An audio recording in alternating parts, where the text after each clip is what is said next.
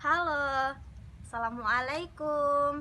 Bagaimana kabarnya hari ini? Semoga senantiasa diberikan kesehatan, keselamatan, serta selalu semangat dalam menuntut ilmu. Wah, apakah kamu tahu kita sedang berada di mana? Ya, kita sedang berada di bawah pohon di sekitar kampus. Ya, tentu saja, pohon yang berada di sekitar kampus juga dapat kita manfaatkan untuk salah satu media dan sumber mencari ilmu. Contohnya, ketika kita duduk di bawah pohon yang rindang, itu dapat dijadikan sebagai tempat untuk berdiskusi sambil menikmati suasana yang kampus yang sejuk ini. Dengan suasana belajar yang nyaman dan menyejukkan, pasti proses belajar mengajarnya akan lebih terasa menyenangkan dan mengasyikkan. Dan di sini kami memanfaatkan salah satu lingkungan sekitar kampus dengan media dan sumber belajar melalui lingkungan yaitu pepohonan. Untuk mengulas lebih dalam mengenai pepohonan, kami di sini mengambil judul proses fotosintesis pada tumbuhan atau pepohonan. Apakah kalian tahu bahwa di Indonesia memiliki hutan dan pepohonan yang sangat banyak?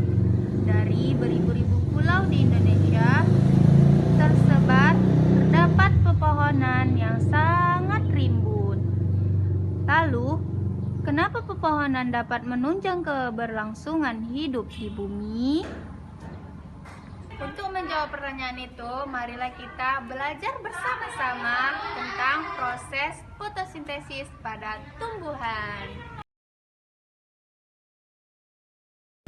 Tumbuhan tidak dapat makan seperti yang manusia lakukan. Contohnya seperti makan bakso, makan kordok, makan tahu walik yang kalian sukai.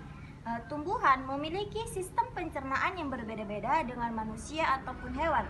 Tumbuhan dapat membuat makanannya sendiri dengan bantuan sinar matahari.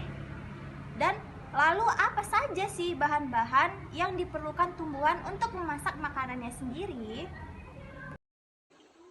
Tumbuhan memasak makanannya sendiri dengan menggunakan air, karbon dioksida, dan energi sinar matahari.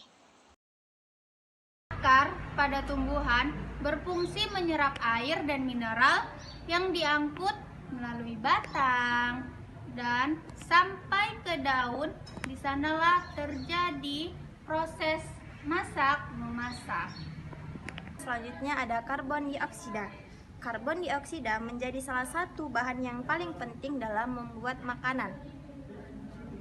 Karbon dioksida banyak dikeluarkan oleh manusia dan hewan yang kemudian diserap oleh daun melalui stomata atau melalui pori-pori.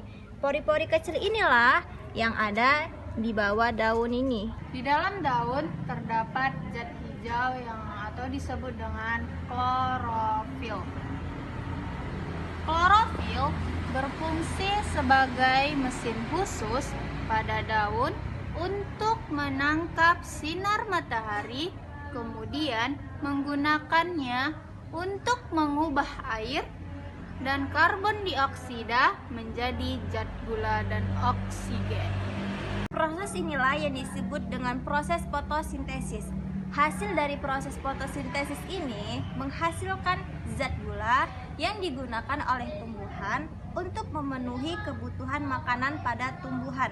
Lalu, oksigen akan disebarkan ke udara bebas melalui stomata, dan udara tersebutlah yang kita hirup setiap hari. Sekarang kita sudah tahu bagaimana proses fotosintesis pada tumbuhan yang mempunyai peran sangat penting dalam keberlangsungan hidup manusia dan juga hewan. Kita tidak bisa hidup tanpa tumbuhan. Semua makanan kita makan serta udara yang kita hirup itu berasal dari tumbuhan. Maka dari itu, kita sebagai manusia yang sempurna adalah untuk menjaga dan melestarikan lingkungan serta agar sistem kehidupan dapat berjalan dengan lancar.